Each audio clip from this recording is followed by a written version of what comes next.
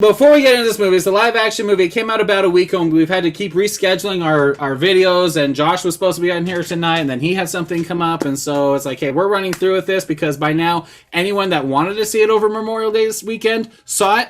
Anyone that didn't want to see it, I don't think we're going to be like changing any votes tonight. But if you want to know what we thought about it, because we all know I have strong opinions about Disney villainesses, we're going to give it to you. We're going to give you a recommendation. We didn't get Josh's recommendation. We would have done that, but it was very last minute that he bailed on us. But it's okay. We have the brightest and the smiliest co-hostess of the mostest. That's Beetlejuice. Can't say that. Okay. Anyway, here. And so before we give you our spoiler discussion, we're going to give you up front our spoil-free discussion about the spoiled Cruella. And give our just our overall thoughts, and or at least mine and Ashley's. And then we're going to give you our rating if we're on the same page. We haven't compared notes at all, although I did have notes. I took notes. You can't read it because I write my notes in the dark in the theater. Tim, how can you pay attention to the movie when you're writing notes in the dark? Shut up, I can. And we'll tell you our rating, and then move right into spoilers. So, Ashley, as I catch a breath. Just kidding, I'm fine. What were your overall thoughts? Before we talk about the movie, I just want to know, how do you feel about Cruella in general as a villainess? 101 Dalmatians, very quick, not a movie review, but just, is she one of your favorites or what?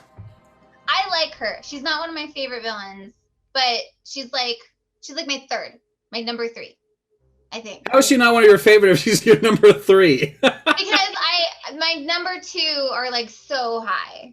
The Like, 1 and 2 is crazy up there, and then she's like the top. Up there, and then, right. Wow. So like my 1 and 2 are like crazy up there. Like, Maleficent and Ursula, they're like my villains. Ursula? And I love Ursula, the song and everything. I sing those all the time. Anyway, and so like Cruella's like there. I really do like her, but she's just so low between like my top 2. So what do you like about her? I'm just curious. I always just loved her like sassiness and how she acted. Like you could tell like when you watch 101 Dalmatians, she had like this connection to Anita and like her just like attitude of like darling and all that. I just loved it. I loved it. And I never knew that she was smoking a cigarette, I just thought it was like this weird stick, I was like, what is that? Anyway, I don't know what she's doing, but she does it all the time. Right. I was like, okay. But yeah, I just liked her a lot, her craziness. And I always thought the hair was really cool.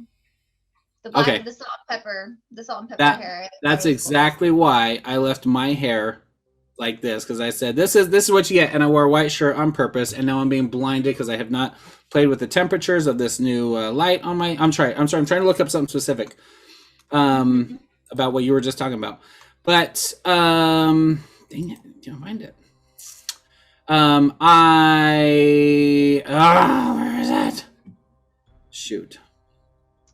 But yeah, I loved her, and like she's on. But I will say this: like when you go to Disneyland and they have the villains walking around, Cruella is my favorite villain that walks around. For the hair, that's what I was gonna say. I left my hair crazy.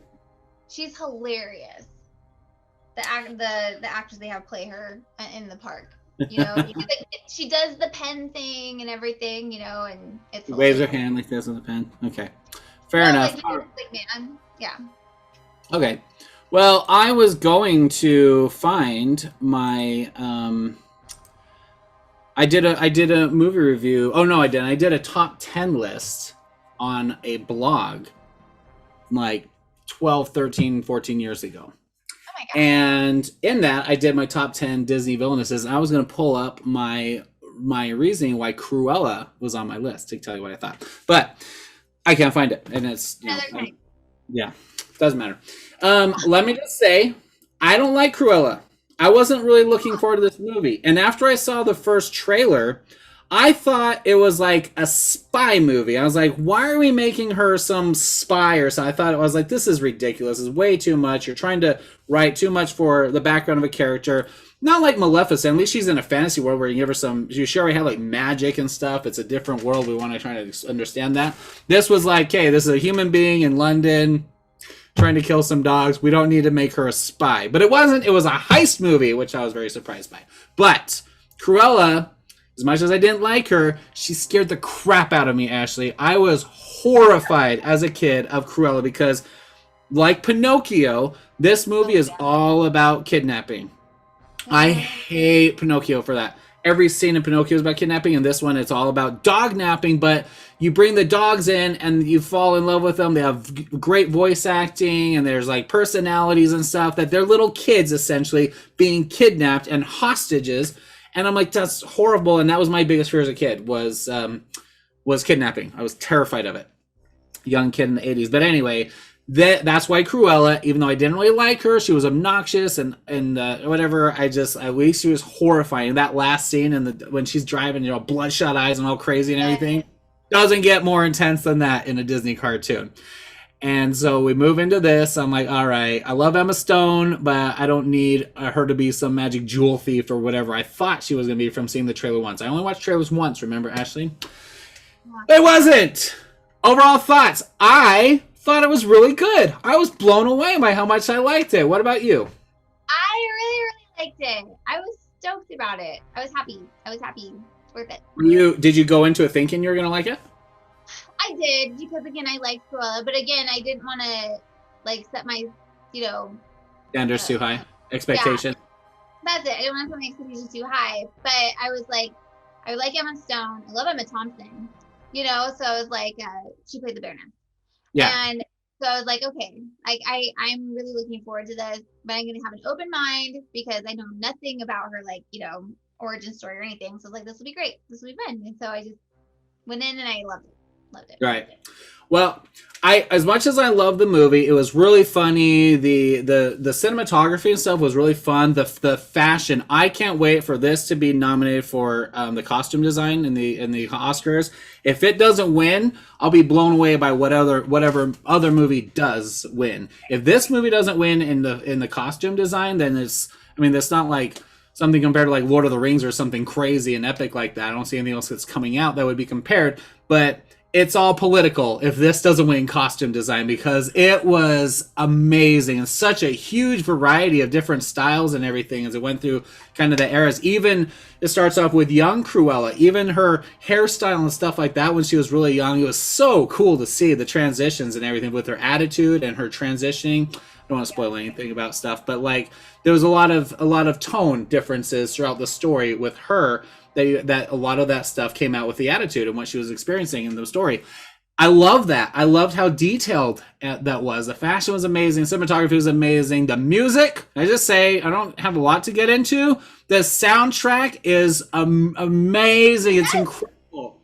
Great choices to go with each sequence that you have songs. There's a lot of montages, and the music, the songs that they picked go right in there. And as I told my friends on the way home, I was like, I don't like this song. I don't like this music. This isn't like easy or casual listening for me, like recreational listening. I wouldn't buy this soundtrack and put it in, but for the movie soundtrack, it's flawless. I love it. What are you going to say about that? I was gonna say, I love the soundtrack. Every song, I was like, oh, I like this song. Do I have this song? Do I have this song? Like all of them, I was like, oh my gosh, I should just get the soundtrack. It was great. Yeah. Yeah. My friend was like, oh my gosh, like any movie that plays, was it Doris Day? It was Doris Day. Like any movie that plays Doris Day is like, it's a great soundtrack. I'm like, yeah, I would never listen to any of the songs in this movie, and I know I'll get brutally, attacked for this, especially if Josh was here, I would get massacred. But it's great music, just not my taste, not what I listen to. It's not your scene. It's fine. Yeah. But for the movie, that's not what you're going for. It's awesome. Music was great. Cinematography, costumes, the character. I love the characters. It's a really great movie. I don't see this as a good live adaptation. Okay, and that's all I'll say before we give our final judgments on it. Because actually, there's my thoughts. You can't go from this movie and go into 101 Dalmatians, the cartoon. If you go with this movie, and the characters are too different from the way they are in 101 Dalmatians, that is kind of a big jump. But we'll talk more about that specifically in spoilers. I'll just say that, my big problem with Maleficent was that they tried to build up this background for why Maleficent was the way she was, and then they changed the way she was. This one, I mean, she was pretty close, but there's a lot of differences in the way she ends in this movie and the way 101 Dalmatians is. And and we'll talk more about that in spoilers, but it didn't feel like a contrast into that movie, which it doesn't need to be. But I'll just say this, it's not like a prequel, and I don't want to see a sequel to this movie. The only reason, as much as it would be awesome, and I would love to watch Emma Stone play this character more, but I don't want a sequel of 101 Dalmatians, because anything you do in that story, without giving any spoilers, is going to be completely anticlimactic to how big this adventure is for the character. And it's her whole life. It's her childhood and going into everything. It's her background and how she becomes the villain that she is. With all of that buildup and this story being such a big story, and if you saw the movie, you understand what I'm talking about. Going into like a heist to like kidnap a bunch of dogs to make one coat, I'm like, that's not going to be a big enough adventure compared to this. You want to build up. What are you going to say? No, so I kind of see what you're saying, but I also feel that there is a lot of time that passes, because she's 18 in the movie. Like at the end of the movie, she's 18. True. And like when you watch 101 Dalmatians, I get like the feeling that she's like 45. Well, yeah. Right. So it's like if they did a sequel with Emma Stone, she'd be like 30. Right. I'm just saying, it's like, I feel that there's a lot of time that passes, and because she does have, it's obvious, she has like a mental disorder, that it just escalates, and so it takes her to that point where she would kidnap 101 dogs to make a coat. Right, but that's a story about a dog napping, compared to this story would be such like a smaller journey, a smaller adventure. That's all I'm saying. As much as it'd be like horrible. See what I'm saying? Yeah. It'd be like if you watch that and then 101 Dalmatians, you're like, okay, well, And that's the other thing. It's a woman with massive resources. Why is she chasing down this specific like family of dogs in 101 Dalmatians when she's finding them in London? She has plenty of money, and that there's that many dogs in London that she has to go for these specific ones and kidnap this one family. It's like it doesn't work for me in today's, especially modernizing it like they did. Go ahead. I feel it. We can't give spoilers right now, right? No. Right? So nope. It's gotta wait. Yeah. It's gotta wait. So, other than it not being I don't want to see it build up into 101 Dalmatians. Don't go watch this and then go watch the Glenn Close version or whatever. It's Glenn Close, right? The one that you like? Yeah. No, I've never seen that. I thought that was one of your top 7. Wasn't that one of your top 7? Do you remember? Okay. No, anyway. I haven't seen that one. But yeah. Okay, so I saw it in the theater when it came out. It was fun. The fashion, the costume stuff. Anyway, doesn't matter. I'm just saying, not a live adaptation of the cartoon that you like, if you like it. And I just don't want to see a sequel, because I don't see how they can make it a good, big story compared to this. But very, very good movie in and of itself. Wonderful performance, great costumes, great character design, great soundtrack, great everything. So we're not going to rate it, but we're going to give it a final judgment. Ashley, would you recommend this to be a celestial, terrestrial, or telestial? Celestial meaning gather your family and go pay the $80 or whatever to take them to the theater to watch it. Terrestrial, just buy it for $20 to watch it on Disney Plus. Telestial, wait for it to be free in 6 months. So my personal opinion is a celestial. If I could have gone to the theater to see this, I would have loved it. I actually just paid the $30 on Disney Plus because of just my son. I didn't have anyone to watch him, like a whole bunch of things. There was a whole bunch of aspects of it. But I would have loved to have seen this in theater. I would have loved it. So yeah. Celestial. I'm gonna go Celestial as well. I don't think it's like a big, you have to see this in the theater, like when we saw Kong versus Godzilla or whatever that movie was. Or like a big Marvel movie or something. It's not like there's these big, amazing visuals and sound effects and battle action, all this stuff that you want to be like in the middle of. But I think that the costuming, the cinematography, and the music is so effective and so well done to really appreciate it and also give props to them for that hard work, I think it deserves to be seen on the big screen. I think you could enjoy the story just fine at home, but I don't think you're going to get as into all of those things that in the craft of filmmaking that it accomplished, which was a lot, which blew me away because I was not overwhelmed from the trailer. I was like, I don't care about this movie.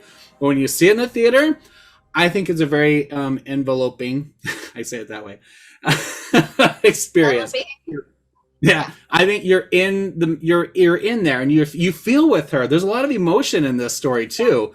And I think all that impact from the music, the montages are just awesome. So I think Celestial, go see this in the theater if you have the option, if you haven't already. Even if you saw it at home, go watch it again in the theater. I think it deserves it. It deserves your money. I think it was just. You agree? Okay. Yeah, I do. Final judgment. Celestial. Go watch it on the big screen.